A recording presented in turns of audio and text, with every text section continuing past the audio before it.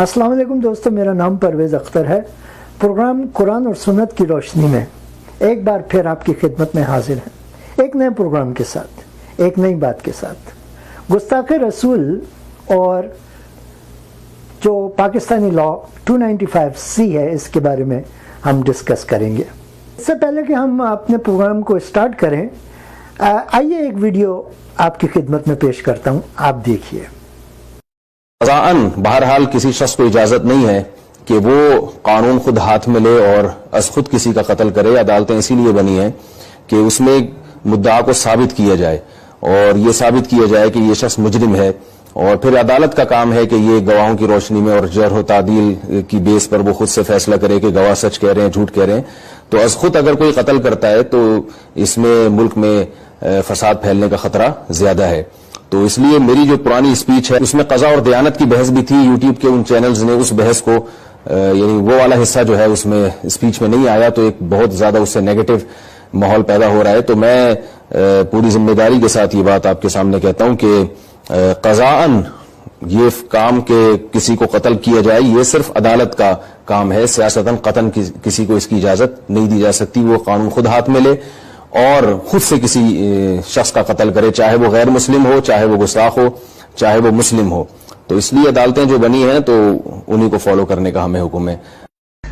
तो अगर वाकई किसी ने ऐसा मामला किया है और हुकूमत उसे नहीं पकड़ रही, तब भी किसी को इख्तियार नहीं है कि वो कानून अपने हाथ में लेके और वो मुजाहिदे मिल्लत बन के और वो जन्नत का टिकट हासिल करने की कोशिश करे। ये ना हो कि सीधा दोजख में जाके निकले किसी शख्स को नाहक कत्ल करने के जुर्म में। और अगर आपने सही भी कत्ल कर दिया तब भी इस चीज की कोई गारंटी नहीं है कि आपको इस पे सवाब मिलेगा। हाँ, इस चीज का खदशा जरूर है कि आपको अजाब मिलेगा, क्योंकि आपका ये इख्तियार ही नहीं था। मेरे बाप का कातिल भी मेरे सामने आ जाए और मुझे अदालतें इंसाफ ना दें, तब भी मैं कानून हाथ में नहीं ले सकता, अदरवाइज तो अनार्की फैल जाएगी। ये कोई बनाना रिपब्लिक तो नहीं है, एक आईनी मुल्क है। यहां पर एक आइन के तहत निजाम चल रहा है और उस आइन के अंदर 295C गुस्ताखे रसूल की सजा भी मौजूद है। उसके बावजूद कोई शख्स जो है वो ज्यादा मुजाहिद बनने की कोशिश करता है तो वो अपनी आखिरत की फिक्र करे। इस हवाले से इब्ने उमर से पूछा कि फलां जगह के अंदर एक शख्स ने गुस्ताखी रसूल की है, आप बताएं उसके बारे में फतवा क्या है। तो इब्ने उमर गुस्से में आ गए, कहा फतवा पूछने आगे हो, पहले उसे कत्ल क्यों नहीं किया। और ये बात हमारा मौक़िफ़ दो टोक और वाज़ेह है कि गुस्ताखे रसूल वाजिबुल कत्ल है और उसको बतौर हद कत्ल किया जाएगा, बतौर ताज़ीर कत्ल नहीं किया जाएगा। और अगर वो माफी मांगे भी तो चूंकि बतौर हद कत्ल किया जाएगा, उसकी माफी काबिल कबूल नहीं होगी। आज ये भी फलसफा लोग तराश रहे हैं कि हुजूर ने अपने दुश्मनों को माफ किया है। अपने बेटे के कातिल को करना माफ, तेरी जवां मर्दी का पता चले, करना सुन्नत अदा। अपने गुस्ताख को माफ करना, दुश्मन को माफ करना और बात है, लेकिन महबूब के दुश्मन को माफ करना और बात है। दूसरे लफ्जों में यूं समझ लो, अपने दुश्मन को माफ करना जवान मर्दी है और महबूब के दुश्मन को माफ कर देना बेगैरती हुआ करती है। इसलिए 1400 साल उम्मत की तारीख में कभी ऐसा नहीं हुआ कि किसी मोमिन ने गुस्ताखे रसूल को माफ किया हो। ये दो टोक और वाज़ेह हमारा ये मौक़िफ़ है कि हुजूर का गुस्ताख वाजिबुल कत्ल ही है और उसका सर ही उड़ाया जाएगा। बल्कि फतावा आलमगीरिया में 500 उलमाए हिंद ने फतवा दिया, कसेरा गुफ्त के जामे पैगंबर रेमनाक बूद। किसी ने अगर कहा कि हुजूर जो लिबास पहनते थे वो मैला कुचैला होता है, वो मैला कुचैला होता था, 500 उलमा ने फतवा दिया उसकी गर्दन उड़ा दो। दोस्तों, आपने वीडियो देखी जिसमें आपने देखा और सुना भी, 3 उलमाओं के अपने अपने ओपिनियंस हैं। 2 उलमा ये फरमाते हैं कि कत्ल नाजायज़ है और नहीं करना चाहिए, बल्कि एक उलमा ने तो बिल्कुल क्लियर कह दिया कि ये बनाना रिपब्लिक नहीं है, यहाँ कानून है, तो कानून को हाथ में नहीं लेना चाहिए और हमें चाहिए कि हमें अदालतों का काम अदालतों को करने दें, हमें अपने हाथ में कानून नहीं लेना चाहिए। लेकिन अल्लामा साकिब रज़ा साहब ये फरमाते हैं कि सुनो और कत्ल कर दो, अदालतें जाएं भाड़ में, सुन्नत जो कुरान फरमाता है वो भी पीछे रख दें, बल्कि आप रज़ा साहब की सुने और कत्ल ही कर दें।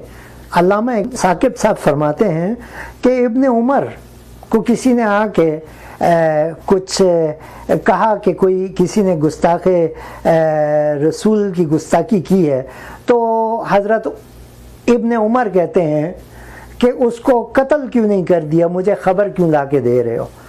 دوسری بات انہوں نے یہ کی کہ نبی کے کپڑوں کے بارے میں کسی نے کہہ دیا کہ وہ کپڑے میلے تھے، اس بات پہ قتل ہی کر دیا۔ علامہ صاحب آپ نے تو یہ سنا ہے کہ نبی اللہ کے نبی جو تھے وہ ایک بار گزر رہے تھے تو کسی عورت نے ان کے اوپر کچرا پھینکا تو وہ روز کچرا پھینکتی تھیں، اور ایک دن انہوں نے نہیں پھینکا تو وہ حضور اوپر چلے گئے اور ان سے ان کی خیریت دریافت کی کہ انہوں نے آج کچرا کیوں نہیں پھینکا۔ تو ایسے نبی کی اگر آپ امت ہیں تو وہ تو ایک الگ سبق دے رہے ہیں، اور آپ کا سبق جو ہے وہ تو بالکل ہی ایک الگ سبق ہے۔ آپ تو قتل اور جلاؤ گھیراؤ کے علاوہ کوئی دوسری بات کرتے ہی نہیں ہیں۔ آپ ہیں وہ جن کی وجہ سے یہ عدالت میں قتل ہوا ہے۔ آپ جیسے علماء ہیں، آپ جیسے لوگ ہیں جو لوگوں کو اشتعال دلاتے ہیں، اور قتل و غارت کا بازار آپ لوگوں نے گرم کیا ہوا ہے۔ یہ آپ لوگ ہیں جو دنیا کے اندر جنہوں نے تباہی مچائی ہوئی ہے، آپ لوگ ہیں جن کے اندر شیطان رہتا ہے اور شیطانی کام آپ لوگوں سے ظاہر ہوتے ہیں۔ یہ آپ جیسے علماء ہیں۔ علامہ ثاقب صاحب، آپ کی تعلیم تو یہ ہے کہ قتل کر دو، لیکن آئیں دیکھتے ہیں قرآن کیا کہتا ہے۔ وَلَمَن صَبَرَ وَغَفَرَ إِنَّ ذَلِكَ لَمِنْ عَزْمِ الْأُمُورِ، اور جو صبر کرے اور قصور معاف کر دے تو یہ ہمت کے کام ہیں۔ علامہ صاحب، آپ نے دیکھا قرآن یہ فرماتا ہے کہ معاف کرو، اور مولانا صاحب انجیل مقدس میں یوں لکھا ہے کہ معاف کرے گا تو معاف کیا جائے گا۔ علامہ ثاقب صاحب، آپ جیسے علماؤں کے لیے مسیح نے انجیل میں کیا ہی خوب فرمایا ہے، آئیے دیکھتے ہیں۔ ويل لكم يا خبراء الشريعة لأنكم أخفيتم مفتاح المعرفة فلا دخلتم أنتم ولا سمحتم بالدخول لمن يريد۔ اے شرع کے عالموں، تم پر افسوس کہ تم نے معرفت کی کنجی چھین لی، تم آپ بھی داخل نہ ہوئے اور داخل ہونے والوں کو بھی روکا۔ علامہ صاحب، آپ نے سنا کہ اے شریعہ کے علماؤں، تم نے معرفت کی کنجیاں چھین لی، تم خود تو داخل نہ ہوئے اور دوسرے کو بھی داخل ہونے سے روکا۔ یعنی آپ نے معرفت کا مطلب خدا کے کلام کی شناخت آپ نے چھین لی، آپ نے انجیل چھینی ہے۔ آپ خود تو انجیل پڑھتے نہیں ہو، دوسرے کو بھی پڑھنے سے روکتے ہو، اور قرآن میں لکھا ہے انجیل میں نور ہے۔ تو آئیے آپ کی ویڈیو کے جواب میں ایک اور ویڈیو دیکھتے ہیں، ملاحظہ کیجیے۔ امیر المومنین، وہ امیر المومنین جو بات پہ تلوار نکالتے تھے کہ اس کی گردن اڑا دو، اس نے نبی علیہ السلام کی بات کی مخالفت کی ہے یا اس کو ٹالا ہے۔ مغیرہ بن شعبہ کا کیس آیا، امیر المومنین سیدنا عمر کہتے ہیں گواہ لاؤ جنہوں نے الزام لگایا۔ وہ گواہ لے کر آ گئے 4۔ عدالت کے اندر 3 گواہوں نے گواہی دے دی، ایک گواہ نے انکار کر دیا، ایک گواہ نے انکار کر دیا۔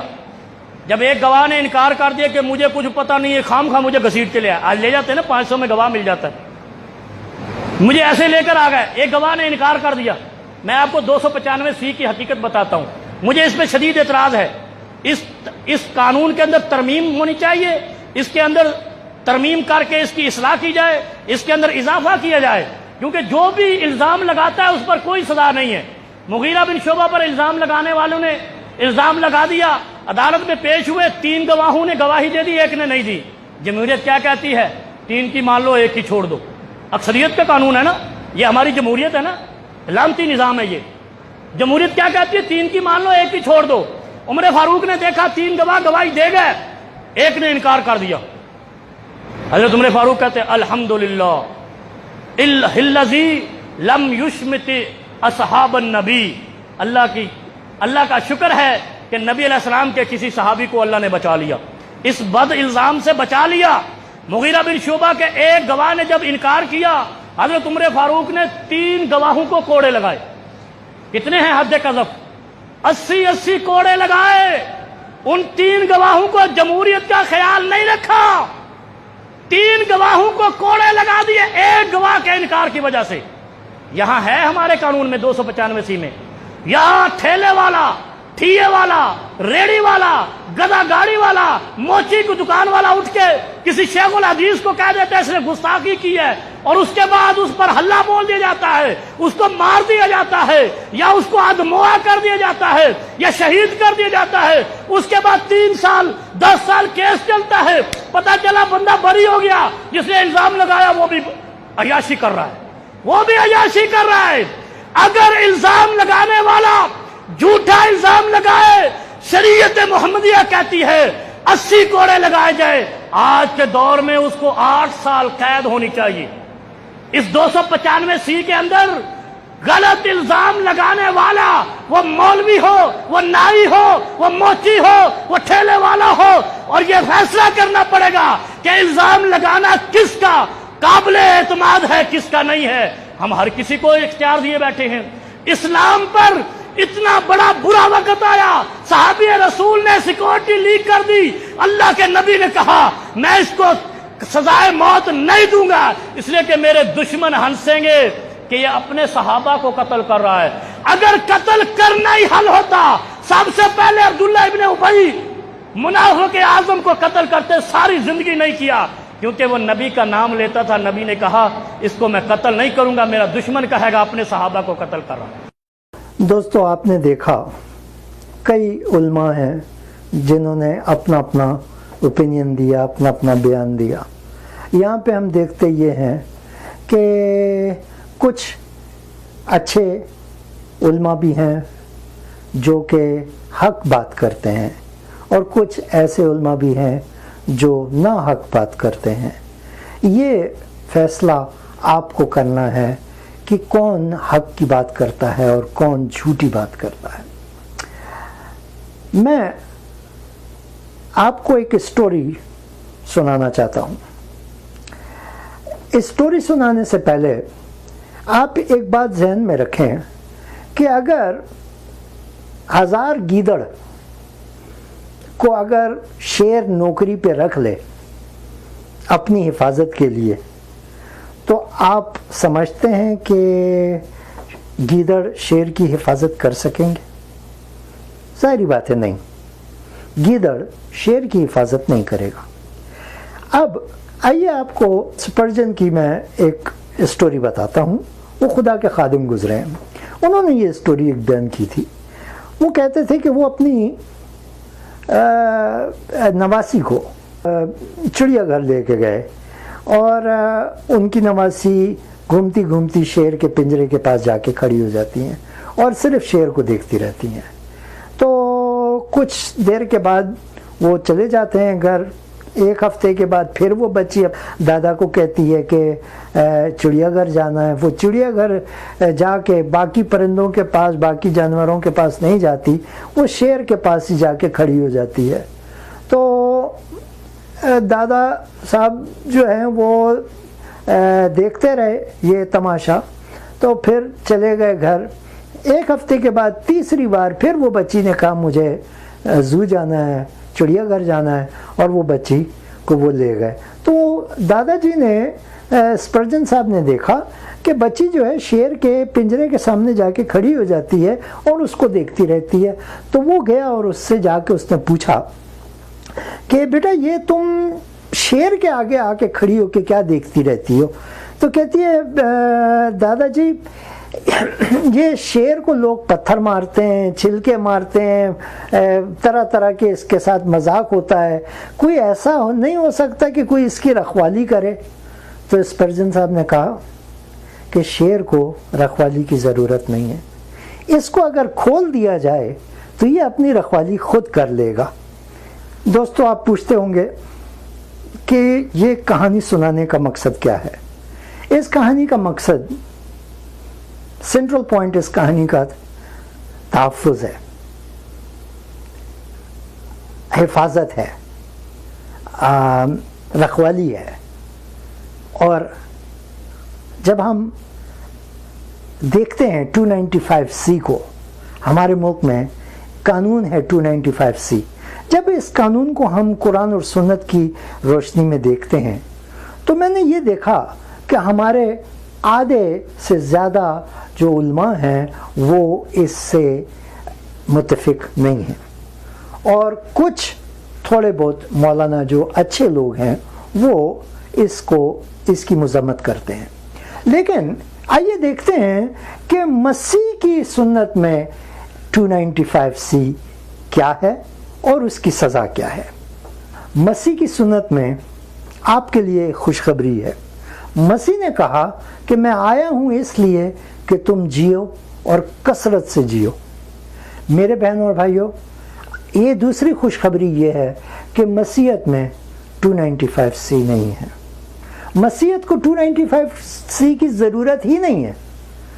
देखें ना, स्टोरी मैंने बताई कि शेर अपनी हिफाजत खुद कर लेगा, तो हम गीदड़ कहाँ से शेर की रखवाली कर सकेंगे। इसलिए ये ज़रूरी है हमें बात को समझना कि मसीह इस दुनिया में आए, वो हमारे गुनाहों को मिटाने के लिए हमारे गुनाहों को अपने कांधे पे लिया और सलीब पे जाके उन्होंने हमारे गुनाहों का कफ़ारा दिया। इसलिए आप देखते हैं कि मसीही लोग अब कुर्बानी नहीं करते, क्योंकि कुर्बानी सलीब पे हुई है। आप इंजील का मुताला करें, उसमें देखें एक पहाड़ पे मसीह ने कहा कि अपने दुश्मनों को माफ़ करो, और दूसरे पहाड़ पे यीशु ने अपने दुश्मन को माफ़ किया, हालांकि वो सलीब पे लटके हुए थे। और उस दर्द में, उस एगनी में, उस पेन के अंदर वो कहते हैं, ऐ खुदा इन्हें माफ़ कर, ये नहीं जानते कि ये क्या करते हैं। मसीह की सुन्नत में दुश्मन, रिश्तेदारों की तो अलग है, दुश्मनों को भी माफ़ करने की हिदायत की गई है। देखें, आप जब दुश्मन को माफ़ करेंगे तो दुश्मनी ख़त्म होगी, दुश्मनी ख़त्म होगी तो लड़ाई ख़त्म होगी, लड़ाई ख़त्म होगी, जंग ख़त्म होगी। कितना छोटा सा एक शरीयत है, कितनी छोटी सी एक सुन्नत है, लेकिन इस छोटी सी सुन्नत के काम कितने बड़े बड़े हैं। मसीह की एक और शरीयत, अगर आप इंजील का मुताला करें तो उसमें हम पढ़ते हैं कि जब रोमी सिपाही मसीह को गिरफ्तार करने आए तो मसीह के एक हवारी ने उस एक सिपाही का कान काट दिया तलवार से।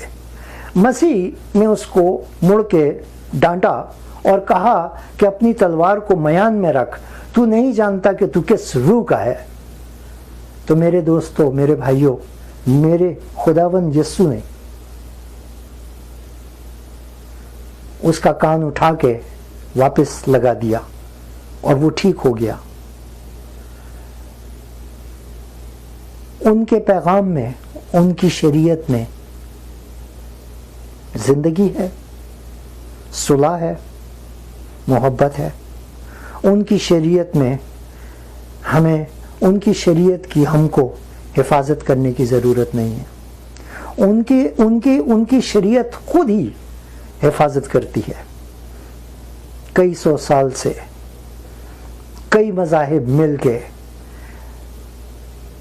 मसीहत को ख़त्म करना चाहते हैं, लेकिन मसीहत अपनी जगह आज भी खड़ी है। अगर आपके दिल में ख्याल आए इंजील पढ़ने का तो आप इंजील को पढ़िए। अगर आपको कोई आदमी ये कहे कि इंजील बदल चुकी है, वो झूठ कहता है। अगर कोई आपसे कहे कि इंजील में तब्दीली हुई है, वो झूठ कहता है। आप इंजील को जब पढ़ेंगे, इंजील आपके दिल पे असर करेगी। और इंजील का लिंक मैं अपनी वीडियो के नीचे दूंगा, आप क्लिक कीजिए। आप अब तो पढ़ने की ज़रूरत भी नहीं है, आप सुन सकते हैं। मैं आप सबका बहुत शुक्रगुजार हूँ दिल से कि आप लोगों ने मेरी वीडियो को देखा और शेयर किया। آپ میں سے کچھ لوگ ایسے بھی ہیں جنہوں نے میری ویڈیو کو پسند نہیں کیا اور انہوں نے جو کامنٹس دیے ہیں وہ آپ دیکھ سکتے ہیں کہ شریعت پہ، اسلام کی سنت پہ عمل کرتے ہوئے انہوں نے مجھے لعنتیں اور نازیبا الفاظ کہے ہیں، لیکن میں مسیح کی سنت پہ عمل کرتے ہوئے انہیں معاف کرتا ہوں۔ بہت بہت شکریہ۔ اگر آپ کو ویڈیو پسند آئے شیئر کیجئے، لائک کیجئے، کامنٹ دیجئے تاکہ ہم اپنی ویڈیو کو بہتر سے بہتر کر سکیں۔